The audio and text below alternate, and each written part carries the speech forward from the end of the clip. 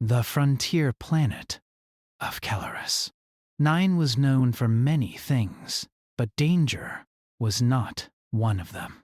It was cold sometimes, windy often, and far from any major trade routes, yet it was considered safe. The sun was steady. The seasons were predictable. The climate models promised balance for centuries to come. That was why everyone laughed at the human. His name was Ethan Hale, and he lived far from the city, near a rocky stretch of land that most settlers avoided, while others built towers of glass and metal. Ethan dug downward. He drilled into stone, reinforced walls, sealed chambers, and buried his life under the ground. To the aliens of Kellerus. 9. It made no sense. Humans are strange, many said. He fears shadows that do not exist, others joked. But none mocked him more openly than Sarava, a tall, silver-skinned alien woman from a species known for logic and advanced science.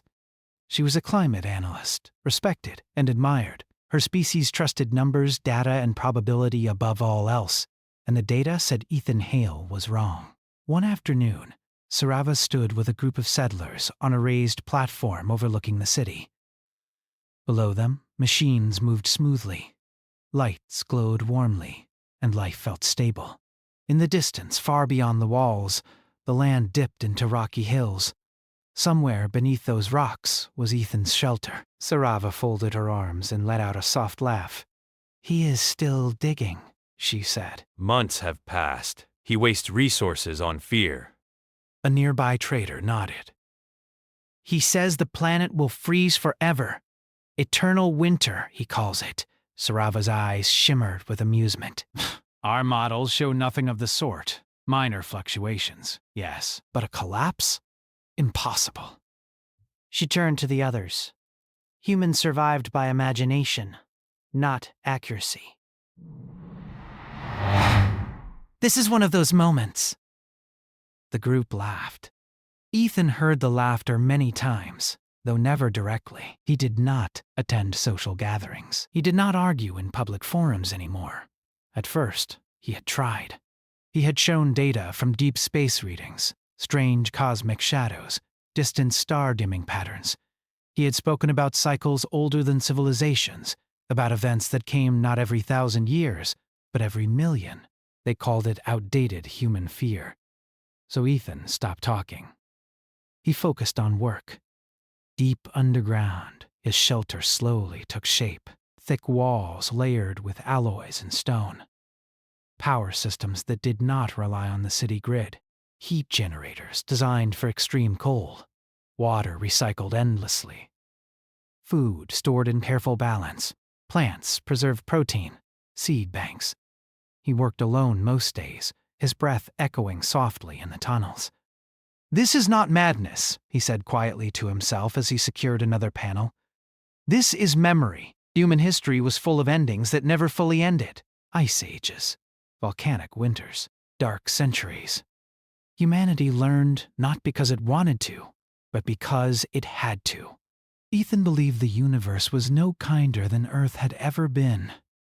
On the surface, life continued comfortably. Sarava's career thrived.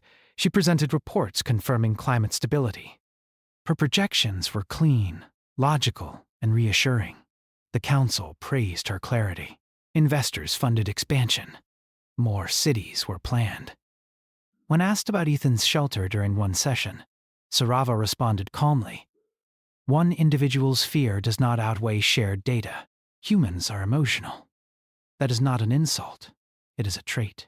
But fear-driven construction does not reflect reality." The council accepted her words.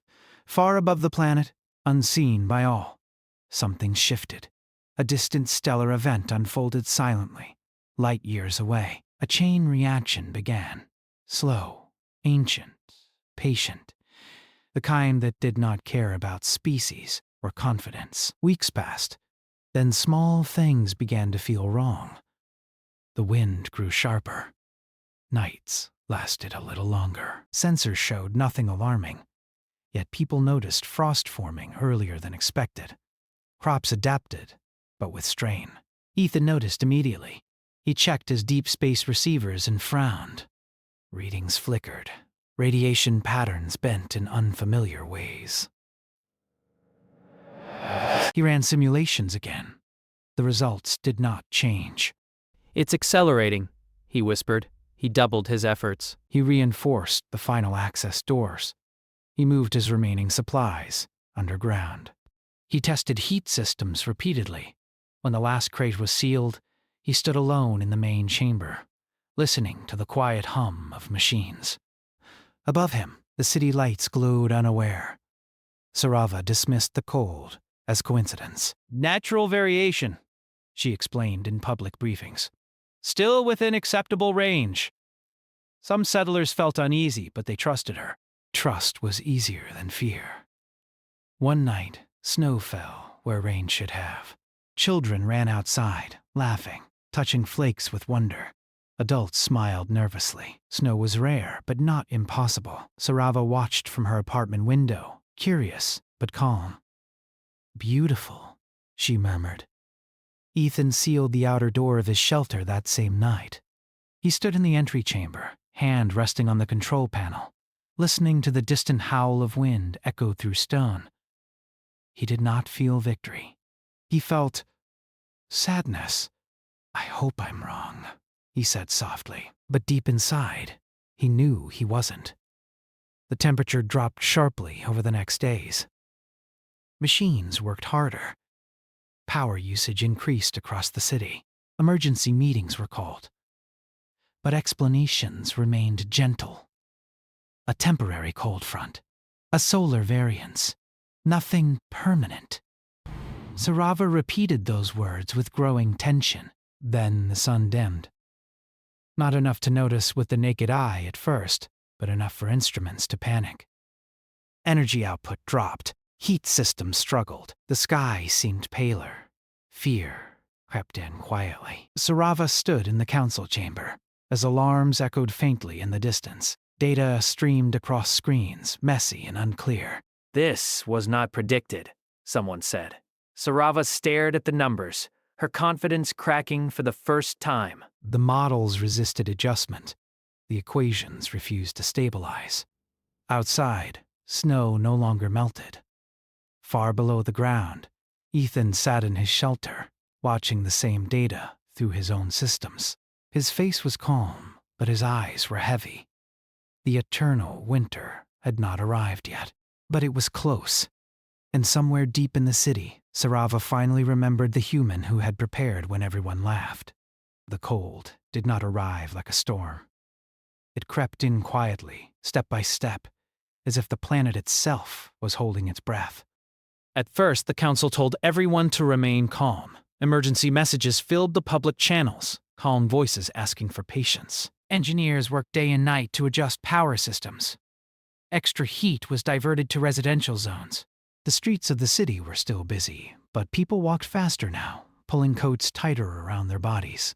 Sarava stood before a large screen in the climate center, her silver skin reflecting the blue light of shifting data. Her long fingers moved quickly as she adjusted variables and reran simulations.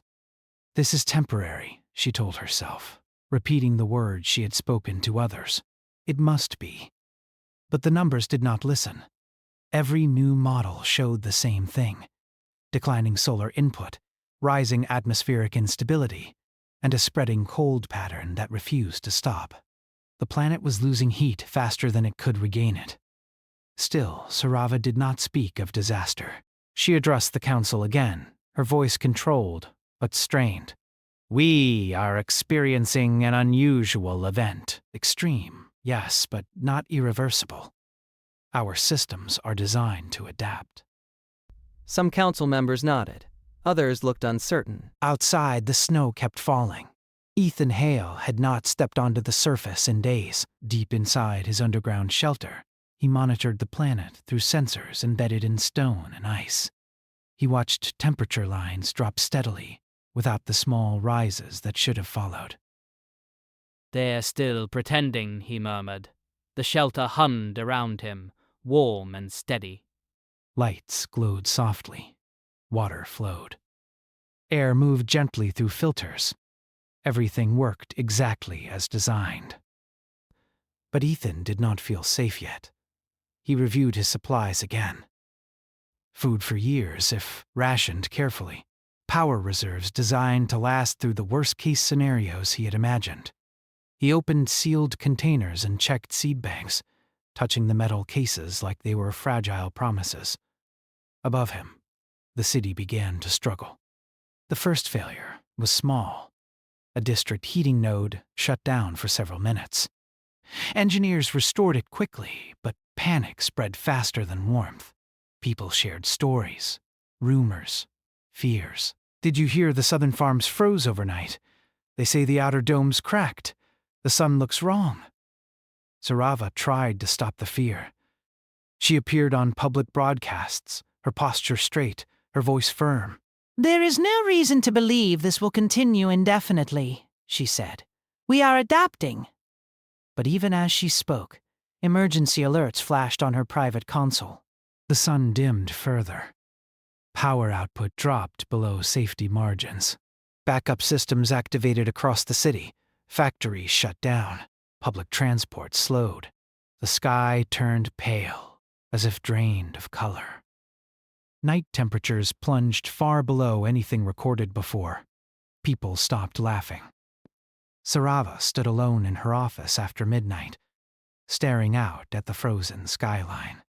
Ice clung to towers that had never known frost. Wind howled through streets once filled with noise and light. She remembered her words, spoken weeks earlier. He wastes resources on fear.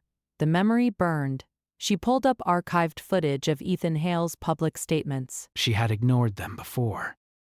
Now, she watched closely. He had spoken calmly, carefully. No shouting, no wild claims. Human history teaches us one thing, he had said. Extinction does not announce itself loudly. It arrives quietly, while people argue about probability. Sarava closed her eyes. The next morning, the council met again. This time, there were no calm smiles. Energy reserves were failing. Alien technology, designed for efficiency, not endurance, struggled under the extreme cold. Materials became brittle, circuits failed. Systems optimized for comfort began to collapse. This cold is not within design parameters, an engineer admitted. Sarava felt something tighten in her chest. How long? A council member asked. The answer was silence. Outside the city, conditions were worse. Outposts went dark one by one. Communications failed as ice-clogged antennae and power lines snapped. Rescue teams attempted to reach them, but vehicles froze mid-journey. The planet was becoming hostile. Ethan listened to emergency broadcasts in his shelter. Voices cracked with fear. Calls for help echoed through static. He adjusted his signal receiver and recorded everything, not for proof, for memory. He knew this stage well. Humanity had faced it before. The moment when systems failed faster than minds could accept. He received a direct message request. The sender was Sarava. Ethan stared at the name for a long moment before accepting. Her face appeared on the screen, less composed than before. Her eyes, once filled with confidence, now carried doubt. You were right, she said quietly. Ethan did not respond immediately. The council wants to know what you know. Sarava continued. Your data. Your predictions. I shared them, Ethan replied. You laughed. Sarava lowered her gaze. I know. Silence filled the channel. The cold will not stop, Ethan said at last. The event is larger than this planet. The sun's output will continue to drop. The atmosphere will lose heat. Surface survival will become impossible. How long? She asked. Weeks, he answered. Maybe less. Sarava swallowed. And your shelter. It can endure. Ethan said simply.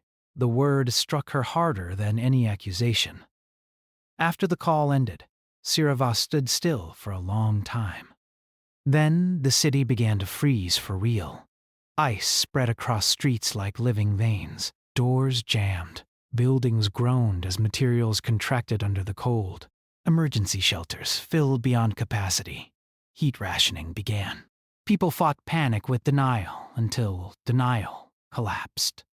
Sarava walked through a refugee center, watching families huddle together under thin blankets. Children cried. Elders stared silently at nothing. Alien species that had once looked down on humans now struggled the most. Their biology and technology were unprepared for such cold. Human settlers adapted faster. They shared techniques, layered clothing, improvised insulation. They remembered cold from old worlds. Sarava noticed this difference with growing shame. She returned to the council chamber and spoke words she never thought she would say. "We must seek human guidance," she said. Specifically, Ethan Hale. Some protested. Pride died slowly, but fear killed it faster. By the time a delegation was sent to find Ethan, travel outside the city had become nearly impossible. The storm winds screamed across the land. Snow buried roads. Visibility dropped to nothing. The team turned back. Days passed. The sun dimmed again. Surface temperatures dropped below survival limits for most species. Ethan sealed another internal door in his shelter and increased power draw slightly. The systems responded smoothly. He sat at a small table, eating a simple meal, listening to the wind roar through tons of rock above him. He did not feel proud. He felt alone. Sarava made a decision. Ignoring protocol, she gathered emergency supplies and left the city with a small group. They traveled in a reinforced vehicle, pushing through snow and ice. The cold clawed at the hull. Systems failed one by one. When the vehicle finally died, they continued on foot. One by one, the others fell behind, retreating or collapsing from exhaustion. Sarava walked on. Her breath froze in the air. Her limbs ached. Every step felt heavier than the last. She remembered laughing. She remembered certainty. She remembered the human underground. At last, through the white storm, she saw a shape rising from the snow. A reinforced metal door set into rock. Lights glowed faintly around it. Sarava reached the entrance and collapsed to her knees. With shaking hands, she pressed the emergency signal. Inside the shelter, alarms sounded softly. Ethan stood and walked toward the entrance. The eternal winter had fully arrived, and above the frozen surface, a proud alien woman waited, her faith and certainty finally broken, standing before the proof that humanity survived by preparing for the end long before it came. The emergency signal echoed softly through the underground shelter, a low and steady sound that cut through the calm hum of machines. Ethan Hale stopped what he was doing and looked toward the entrance chamber. The signal repeated again, slow and weak, like a tired heartbeat. He did not rush. He had expected this moment. Still, his chest felt tight. Ethan walked down the reinforced corridor, his boots making quiet sounds on the metal floor. Screens along the walls showed outside conditions. The numbers were brutal. Temperatures far below survival range. Wind speeds strong enough to tear exposed skin. The surface was no longer a place for life. He reached the control panel near the outer door and brought up the external camera feed. Through swirling white snow, he saw her. Sarava knelt before the entrance, her tall form bent forward, silver skin dull and cracked from the cold. Ice clung to her clothing. Her shoulders trembled, whether from exhaustion or fear, he could not tell. She no longer looked like the confident figure who once stood in council halls. She looked small. Ethan closed his eyes for a brief moment. Memories surfaced uninvited. Laughter. Dismissive looks, her calm voice calling his warnings fear-driven nonsense. The isolation. The quiet anger he had buried under work and preparation. He opened his eyes again. No one deserves to die out there, he said softly. His fingers moved across the panel. Locks disengaged one by one. Warning lights flashed as pressure systems adjusted. The heavy outer door began to open with a deep, echoing sound. Cold rushed in like a living thing. Sarava lifted her head weakly. She tried to stand, failed, and collapsed forward. Snow blew past her into the chamber. Ethan stepped forward just as the door fully opened. He grabbed her arm and pulled her inside with more strength than he realized he had. The door sealed shut behind them, and the shelter groaned as it pushed back against the cold. Warm air slowly filled the chamber again. Sarava lay on the floor, gasping, her chest rising and falling unevenly. Her lips trembled. Ice melted from her skin, leaving streaks of water on the metal floor. Ethan knelt beside her and wrapped a thermal blanket around her shoulders. He adjusted the temperature slightly higher in the entry chamber. "Easy," he said calmly. You're safe now. Sarava tried to speak, but her voice broke into a hoarse whisper. I didn't think it would be like this. Ethan helped her sit up and guided her toward a bench along the wall. He handed her a warm drink from a nearby dispenser. She held it with shaking hands, staring at it as if it might disappear. "This place," she murmured. "It works." "Yes," Ethan replied. "It was designed to." Sarava looked around slowly. Thick walls, soft lighting, no frost, no shaking, no alarms screaming in panic. Everything was steady, calm, alive. Her eyes filled with something new, not fear, understanding. "I was wrong," she said quietly. Ethan did not answer right away. He watched her drink, watched color slowly return to her skin. He had imagined this conversation many times, but now that it was real, words felt unnecessary.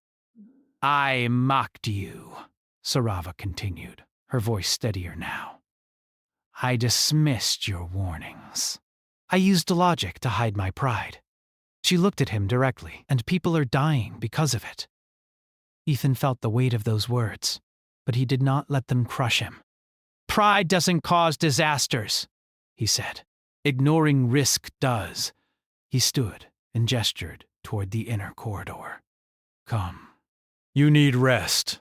The shelter can adjust to your biology." Sarava followed him slowly, still weak but determined. As they walked deeper into the shelter, she noticed how carefully everything was arranged. Supplies labeled clearly, systems redundant. Paths wide enough for emergencies. "This wasn't built in fear," she said. "It was built in patience." Ethan nodded. Humans learned long ago that hope is not a plan. They reached a small living chamber. Ethan activated a medical scanner and let it run over her body. The system adjusted automatically, compensating for her species' needs. You have frost damage, Ethan said, but you came before it became permanent. She let out a shaky breath. I almost didn't. After she rested, they sat together at a simple table. Outside, the storm howled louder than ever. But inside, the shelter, it sounded distant, powerless. "How many others?" Sarava asked softly. "Some humans made it to shelters," Ethan replied. "Not enough. And many aliens. Their technology wasn't designed for this kind of endurance." Sarava closed her eyes. "We built for efficiency, for comfort, not survival. That's the difference," Ethan said. Humans expect things to go wrong. Time passed strangely underground. Hours blurred together as the storm raged on. The shelter remained stable, adjusting itself smoothly as conditions worsened above. Sarava spent much of that time watching Ethan work. He moved calmly, checking systems, making small adjustments, never panicking. He treated the shelter like a living thing, listening to it, trusting it. "You don't look surprised," she said at one point. I'm not, he replied. I hoped to be wrong, but I prepared to be right. A sharp alarm interrupted them. Ethan turned to a nearby screen. A weak signal had appeared, an emergency beacon from the surface. Human-made, but distorted. Someone's alive, Sarava said, standing quickly. Yes, Ethan replied. And they won't be for long without help. He looked at her. The shelter can support more people. But rescues will be dangerous. Sarava straightened her posture, strength slowly returning to her voice. Then we must act. Ethan studied her for a moment. The proud analyst was gone. In her place stood someone changed by truth. All right, he said. But we do this carefully. They prepared together. Ethan showed her the rescue suits designed for extreme cold. Heavy, layered, simple. Human designs tested again and again. As Sarava put one on, she paused. You built all this alone? Yes. She shook her head slowly. We built cities together and failed. You built this alone and endured. Oh. That's not true, Ethan said. I didn't build it alone. She looked confused. I built it with every lesson humanity ever learned, he continued. Every failure. Every winter. They ventured into the entry chamber, opening the outer door just enough to launch a small rescue drone. It disappeared into the storm, following the faint beacon. Hours later, it returned. 2 survivors were brought inside. Humans, barely alive. The shelter embraced them with warmth and light. Sarava watched as Ethan worked tirelessly, saving lives without hesitation. Something inside her shifted forever. Days passed. More signals came. Some were too late. Some were not. The shelter grew busier, louder, more alive. Sarava helped however she could. She learned quickly, adapting, setting aside old pride. She spoke gently to survivors, offering comfort she had never needed to give before. One night, as they sat together watching the storm through a reinforced screen, Sarava spoke again. When this is over, she said, the galaxy must know the truth. Ethan looked at her. What truth? That humans were not afraid, she replied. They were ready. Outside, the eternal winter ruled the planet without mercy.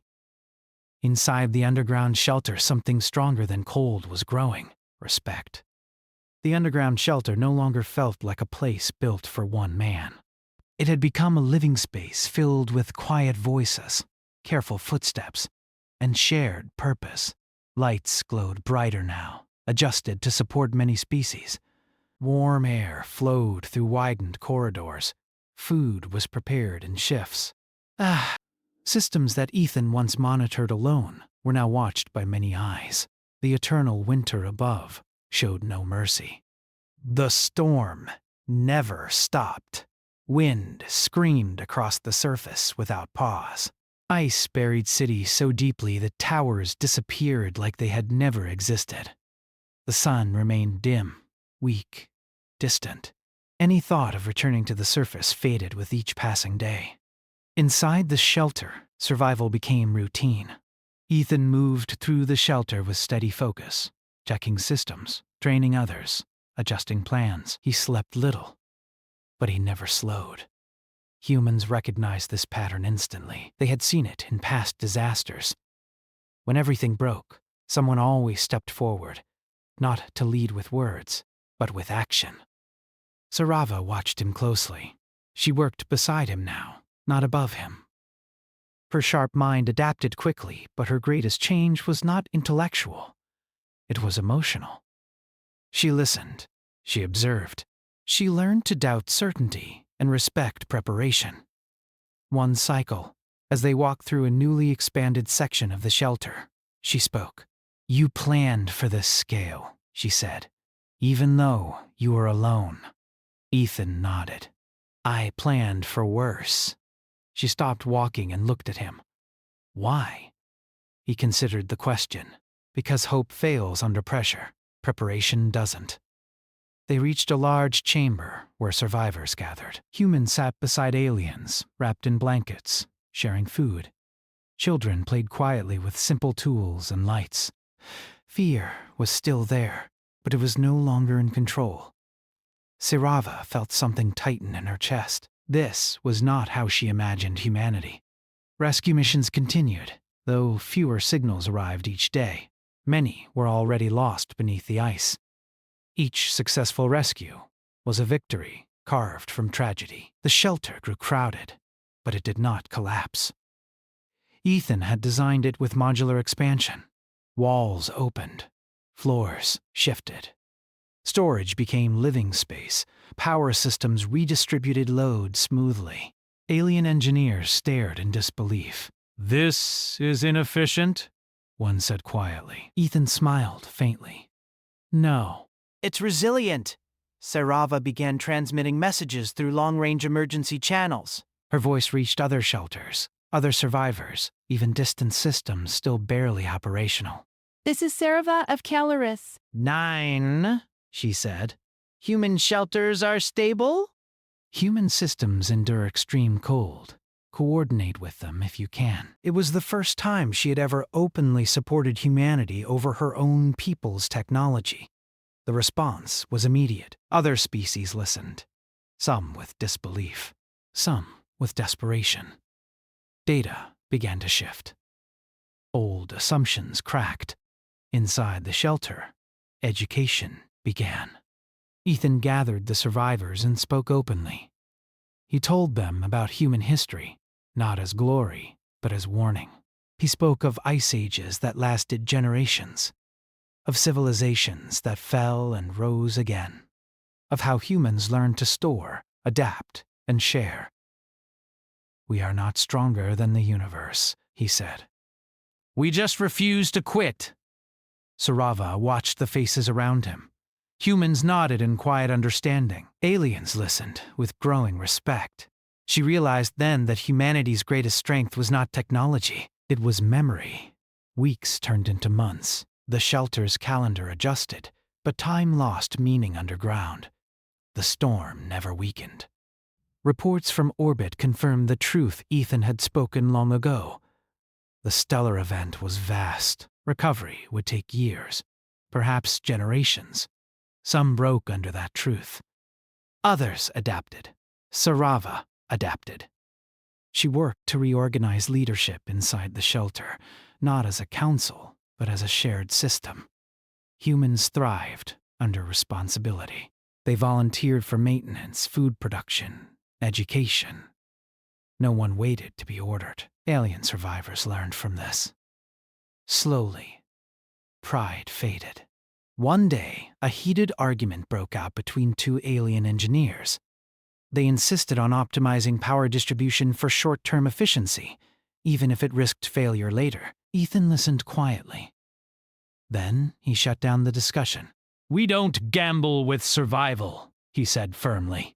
We assume the worst and build beyond it. The room fell silent. No one argued.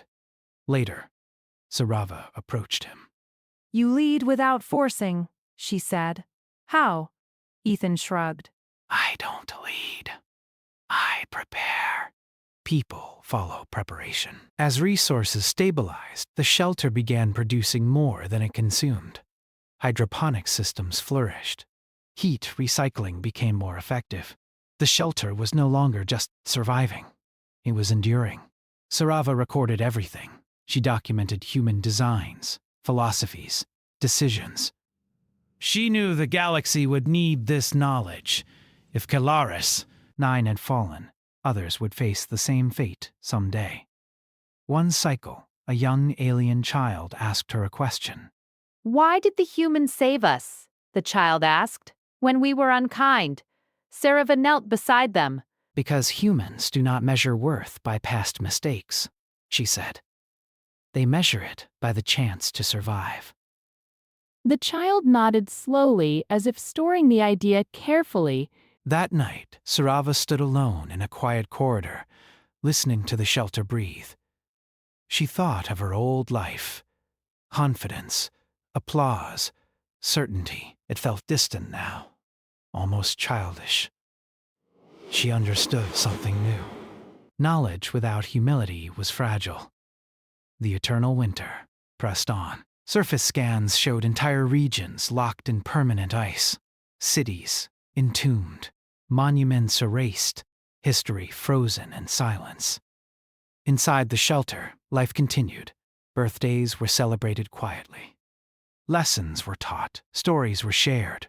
Human stories, alien stories, stories of lost worlds and future hopes. Ethan finally allowed himself to rest more. Others had learned well. The shelter no longer depended on one man. That, he believed, was success. Sarava addressed the gathered survivors one cycle, standing beside Ethan. We were wrong, she said clearly. We believed intelligence alone would save us. We believed certainty was strength. She looked around the room. Humanity proved otherwise. There was no cheering, just quiet agreement. The message spread beyond the shelter, carried through weak signals and long silence. Other worlds listened. Other species learned.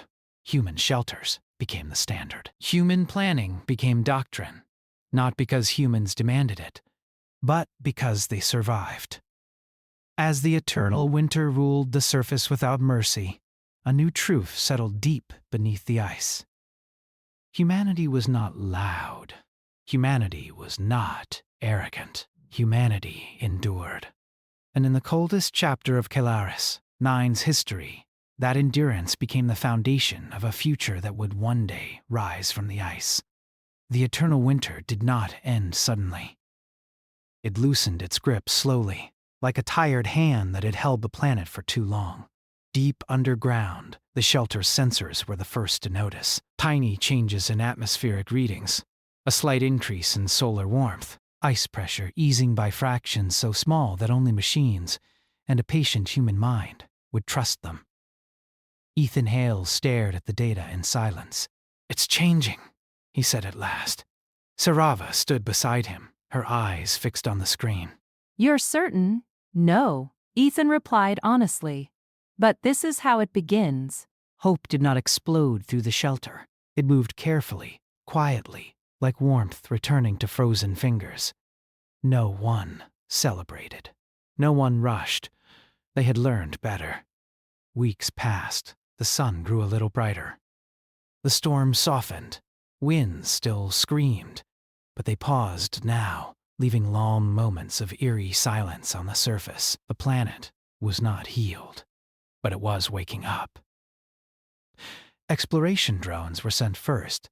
They moved across the frozen ruins of cities, recording images of towers trapped in ice, roads buried under white silence, and landscapes reshaped by cold. Life signs were rare, but not gone.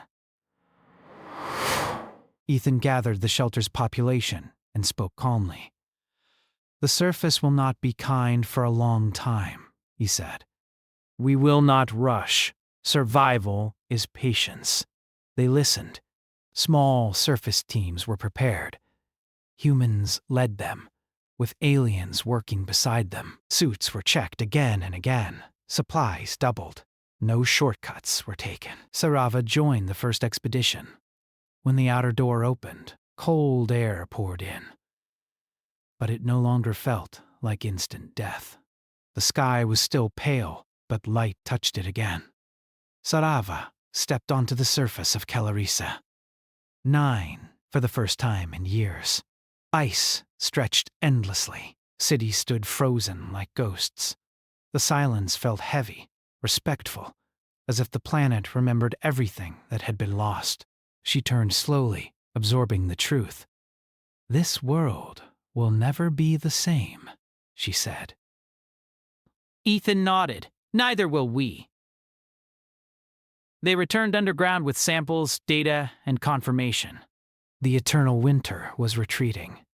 Years passed. The shelter became the heart of rebuilding. Slowly, carefully, new structures rose near its entrance. Low, reinforced, partially underground. Human designs guided everything. Redundancy replaced efficiency. Strength replaced elegance. Sarava helped establish a new planetary council. It looked nothing like the old one. No raised platforms. No speeches filled with confidence. Decisions were slow. Data was challenged. Worst-case scenarios were not dismissed. They were respected. When the council finally met for the first time on the surface, the cold still bit at their skin. Ice surrounded them. The ruins of the old city lay buried nearby, a reminder no one wanted to forget. Sarava stood before them. She did not wear symbols of rank. She did not speak from pride. She spoke from truth. "I once mocked a human for building underground," she said clearly. "I called it fear." She paused, letting the wind carry her words.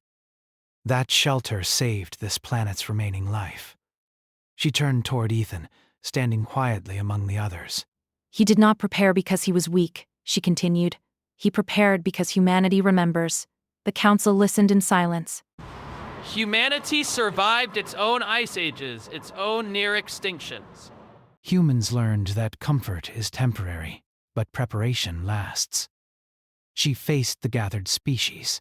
We ignored that lesson. And we paid the price. No one argued. Ethan did not step forward.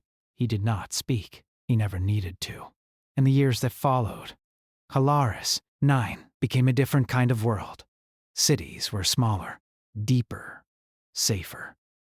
Surface life returned slowly. Plants first, then animals adapted to the cold. Humanity shared seed banks freely. Alien species learned human farming techniques designed for harsh climates. Children grew up hearing stories of the winter, not as fear, but as memory. They learned that survival was not shameful.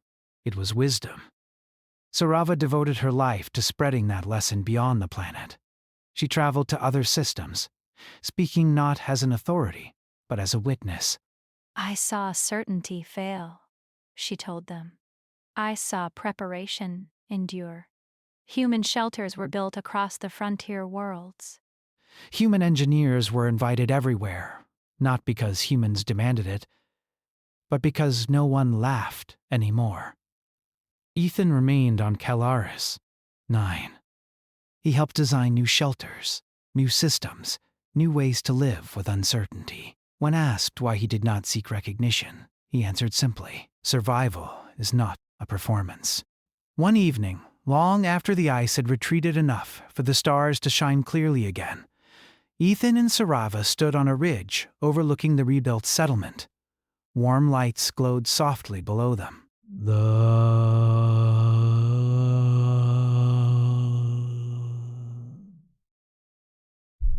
"You were mocked," Sarava said quietly. "Do you still remember it?" Ethan thought for a moment. "Yes. Does it still hurt?" "No," he replied, "because it taught something important." She waited. "People laugh at preparation," Ethan said. "Until the universe proves it right." Sarava smiled faintly. Far beyond Halaris 9, the story spread. Not as legend, not as pride, as warning. When the universe grows cold, when certainty shatters, when the sky dims without mercy, humanity prepares. And that is why, when the eternal winter came, it was not humanity that vanished into the ice. It was humanity that endured.